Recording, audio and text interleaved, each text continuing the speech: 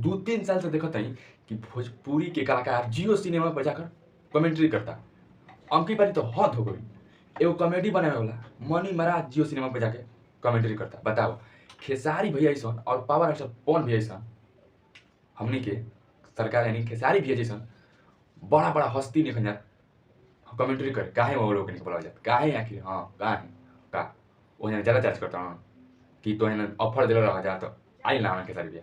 आखिर का कमी बा कि दिनेश लाल निरहुआ, अमरपाली दुबे, रवि किशन, अब तो हद हो गई। मनी महाराज तक कमेंट्री कर चल गए जियो सिनेमा में 2024 में।